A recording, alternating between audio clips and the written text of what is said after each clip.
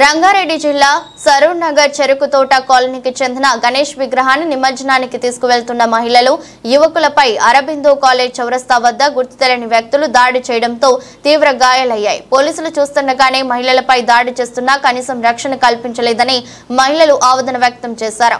సరూర్ నగర్ పోలీసులకు ఫిర్యాదు చేసినా ఇప్పటివరకు కేసు నమోదు కాలేదని తెలంగాణ రాష్ట్ర మాలల ఐక్య వేదిక అధ్యక్షుడు బీరా బాలకృష్ణ పోలీస్ స్టేషన్ ఎదుట ఆందోళన చేపట్టారు. దాడి చేసిన వ్యక్తులు రెడ్డి కులస్తులు BRS party MLA Sudheer Reddy మనుషులు కావడంతో ఇప్పటి వరకు కేసు నమోదు కాలేదని మండిపడ్డారు. తీవ్ర గాయాల పాలైన మహిళలకు వైద్యం కూడా చేయించకుండా నిర్లక్ష్యం వహించాలని ఫైర్ అయ్యారు. మహిళలపై దాడి గురించి ఏసీపీ కృష్ణయ్యకు ఫోన్ చేసినా కనీసం స్పందించకుండా నిర్లక్ష్యం వహించారన్నారు. దళిత మహిళలపై దాడి చేసిన వ్యక్తులపై వెంటనే కేసు నమోదు చేయాలని డిమాండ్ చేశారు.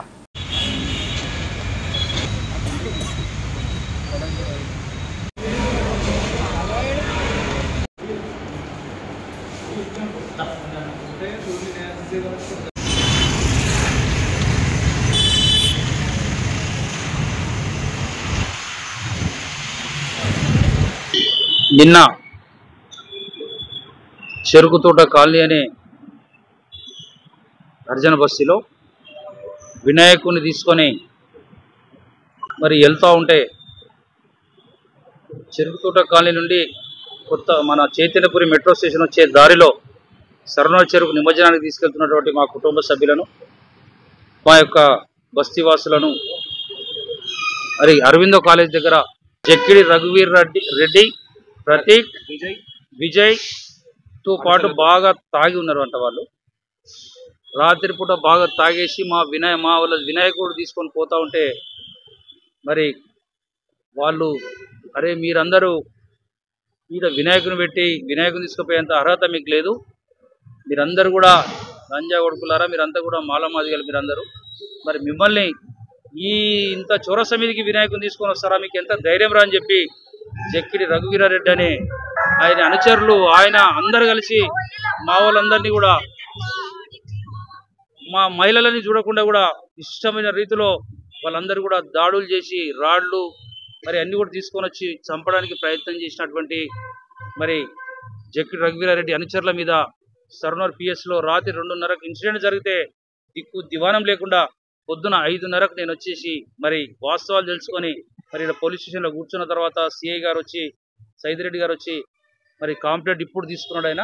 మరి ఇక్కడ దెబ్బలు తాకినటువంటి మా స్వరూపరాణి అనే మా బంధువుని దెబ్బలు తాకి మరి ఆయన పండబెట్టిన పిఎస్లో కానీ పిఎస్కు తీసుకుపోవడానికి మేము ఎమ్మెల్సీ ఇస్తాము, మీరు ఇష్టం ఎవరితో వెళ్ళండి అని చెప్తే ఇంత నిర్లక్ష్యంగా మాట్లాడుతుంటే మరి ఇక మేము ఎవరికి చెప్పాలి? ఇంకా స్వాతంత్రం వచ్చిందా రాలేదా, మరి మాకు ఇంకా హక్కులు ఉన్నాయా లేదా, అసలు మేము ఈ దేశంలో ఎస్సీలం అనేటోళ్ళం బతకాలనా లేదా, మరి ప్రభుత్వాలు తెలియజేయాలి.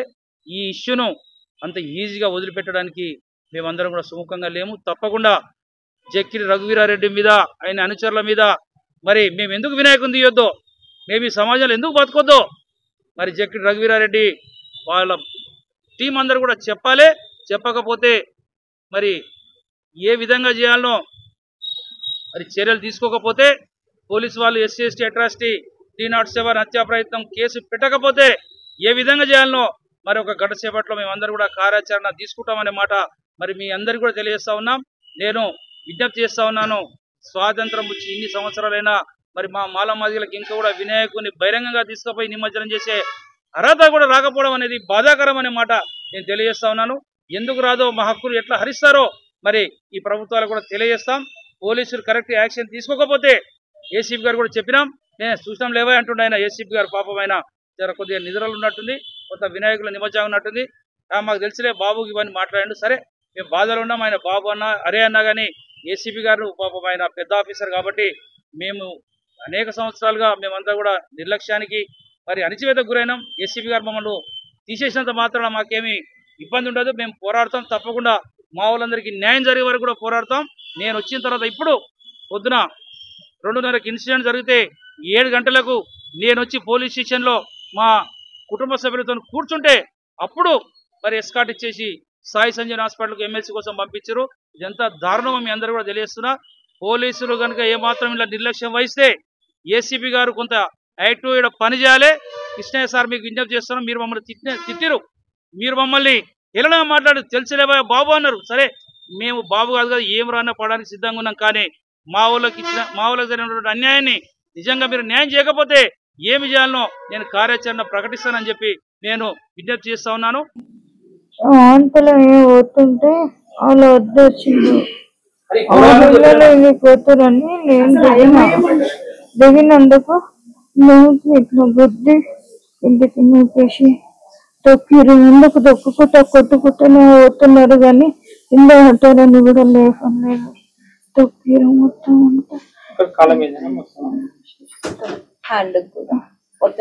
ఇట్లా గుద్దినందుకు అన్ను హర్షం లేదు, మాట్లాడడానికి వస్తలేదు. ఎవరు కూడా తెలియదు. దారిలో పోతున్నాం ఆ వినాయకుడిని తీసుకొని మేము వస్తున్నాం. వాళ్ళు ఎవరో వాళ్ళ వినాయకుడు మధ్యలో పెట్టుకొని వాళ్ళ వినాయకుడి కోసం ఆగాలని న్యూసెన్స్ చేసి అక్కడ ఎస్ఐ వాళ్ళు అందరు ఉన్నారు, పోలీసు వాళ్ళు అందరు ఉన్నారు. వాళ్ళు ఏం కంట్రోల్ చేయలేదు. ఉన్నారు అక్కడే ఉన్నారు. 2:30 అయింది. 2 నుంచి 2:30 మధ్యలో అక్కడే ఉన్నారు అందరంతా పోలీసులు. అన్నా కూడా చూపించాను కానీ వాళ్ళు పోలీసులు కూడా ఇలా అయ్యిందని చెప్పేసి హాస్పిటల్కి వెళ్ళండి అని కూడా అనలేదు. ఏం రియాక్షన్ తీసుకోలేదు, అసలు రియాక్ట్ అవ్వలేదు అసలు. సార్ ఇది మేము ఎవ్రీ ఇయర్ ఇలానే వినాయకుడిని తీస్తాం, బట్ ఎవ్రీ టైం ఇలా కాలేదు. అండ్ ఇద్దరు పోలీసులు మా గల్లీకించి వచ్చేటప్పుడు ఇద్దరు పోలీసు వేరే వినాయకులని వెళ్తుంటే మాత్రం ఆపట్లేరు వాళ్ళు, కానీ మా వినాయకుడిని ఫోర్స్ఫుల్ గా ముందుకి నెట్టుతా ఉన్నారు. ఆ లైటింగ్ తోటి డీజే అది ఉంటుంది కదా అక్కడ వరకు తీసుకొచ్చి వాళ్ళు ఏం చేసేసిండ్రు, వెళ్ళండి వెళ్ళండి వెళ్ళండి వెళ్ళండి అనేసి అని అంటున్నా. అది మా వెహికల్ పోదు కాదు సార్, ఎందుకంటే అది మొత్తము రౌండప్ అయి ఉంది. మా వెహికల్ పోతే మాకు అర్థింగ్ వచ్చి మేము మా చాలా మంది ఉన్నాం, మేమందరూ స్పాట్ లో చనిపోతుండే. ఆ పోలీస్ వల్ల వాళ్ళు మా మీద మేము ఏమైతున్నాం, మేము జస్ట్ ట్రక్లోకి కిందికి దిగేలోపు అక్కడి నుంచి ఇక్కడి నుంచి వచ్చి అటాక్ చేసేసి జుట్టు పట్టి గుంజడం, అక్క చైన్ పోయింది. లేదు వేరే వాళ్ళు మాకు ఎవరో కూడా మాకు తెలియదు. వాళ్ళకి మాకు ఎలాంటి రిలేషన్షిప్ లేదు, వాళ్ళు ఎవరో కూడా మాకు తెలియదు. కాలనీ వాసులు కూడా కాదు. మా అక్కకి అట్లా గర్ల్స్ ని అట్లా చేసిండ్రు. మా బ్రదర్స్ ని అందరినీ గుంజి షెట్లు చింపి గీరి ఇట్లా గుద్దు రాడ్స్ తోటి కొట్టడము, చైన్స్ తోటి తీసి కొట్టడం, ఏవి పడితే దాంతో కొట్టేశారు సార్ మాకు. మేమేం మళ్ళీ పోలీస్ ఫోర్స్ అయితే ఇమ్మీడియట్ గా విత్ ఇన్ 5 minutes లో దిగింది. ఎట్లా దిగిందో మాకైతే తెలియదు. అంత యాక్షన్ గా అంత తొందరగా ఎట్లా దిగుతుంది? ముగ్గురు పోలీసు వాళ్ళు ఉన్నోళ్ళు ఇమ్మీడియట్ గా 35 to 40 members దాకా పోలీస్ ఫోర్స్ డిపార్ట్మెంట్ మొత్తం దిగింది సార్. మేము పోలీసు వాళ్ళకి అడుగుతున్నాం, మా ఆడపిల్లల మీద చేతులు వేస్తుండ్రు, ఎందుకు వేస్తారా, అప్పుడు యాక్షన్ తీసుకోరా మీరు అని అంటే, మీరు 100కి డయల్ చేయండి అని చెప్పేసి పోలీస్ చెప్తున్నా. మరి మీరేం పోలీసులు అని చెప్పేసి అని అన్నాను నేను. బట్ అమ్మ మీరు 100కి డయల్ చేయండి, చేస్తే చెయ్యండి, లేకపోతే మీరు వెళ్ళి PS లో కంప్లైంట్ రాయండి, మేము ఆన్లైన్ లో తీసుకోము, మీరు చెప్తే కూడా మేము తీసుకోము అని చెప్పేసి అని అంటున్నారు. మళ్ళీ వాళ్ళని తీసుకొని పోయి ఇది కాలేజ్ అక్క అరవింద కాలేజ్ లో లాక్ వేసి వాళ్ళకి మొత్తం ప్రొటెక్షన్ ఇచ్చింది. మేము 3 hours నుంచి గొంతు దించుకొని ఆడవాళ్ళము, మా అన్న వాళ్ళు అందరూ ఫైట్ చేస్తున్నాం. ఒక ఉమెన్ కి ఇలా అవుతుంటే మీరు ఎందుకు యాక్షన్ తీసుకుంటలేరు, ఎందుకు వాళ్ళని లోపలేస్తున్నారు, సేఫ్ సైడ్ గా ఎందుకు వాళ్ళకి ప్రొటెక్ట్ చేస్తున్నారు, మాకెందుకు ప్రొటెక్ట్ చేయట్లేరు? ఒక అమ్మాయిల మీద దాడి చేస్తే మీ పోలీసు వాళ్ళు పట్టించుకోరా? మీరు పట్టించుకోకపోతే మేము ఇంకా ఫ్యూచర్ మేము మార్నింగ్ ఈవినింగ్ ఆఫీసర్స్ కి వెళ్ళేటోళ్ళం ఉంటాం, వాళ్ళ ఎలా వెళ్తాము? మేము మీ పోలీస్ ప్రొటెక్షనే మాకు ఇవ్వట్లేరు, మేము ఎలా వెళ్తాము? చూస్తున్నారు మళ్ళీ పక్కన ఎస్ఐ పోయి ఫోన్లలో చూస్తున్నాడు, వాళ్ళకేమో పంపించేసారు వాళ్ళను.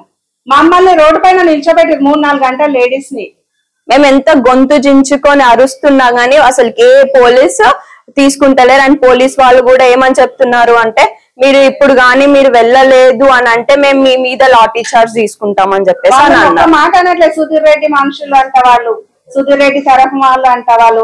సుధీర్ రెడ్డి అయితే ఏంటి ఏమైతే ఏంటి, మాకు లేడీస్ మీద అటాక్ చేస్తారా వాళ్ళు? ఫుల్ డ్రింక్ చేస్తున్నారు అందరూ. సుధీర్ రెడ్డి అంటే ఆయన ఒక్కైననే మనిషియా? అంటే ఉమెన్ ఏమన్నా గానీయా? సుధీర్ రెడ్డి ఫ్యామిలీలో అయితే ఊరుకుంటాడా? లేడీస్ పైన చేతులేస్తే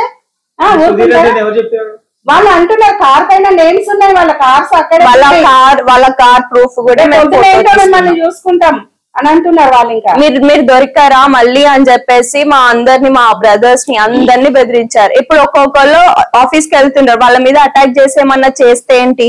ఎందుకంటే వాళ్ళు పొలిటీషియన్ వాళ్ళు. ఈ వీడియో మీకు నచ్చితే లైక్ చేయండి, షేర్ చేయండి, మా ఛానల్ ని సబ్స్క్రైబ్ చేయండి.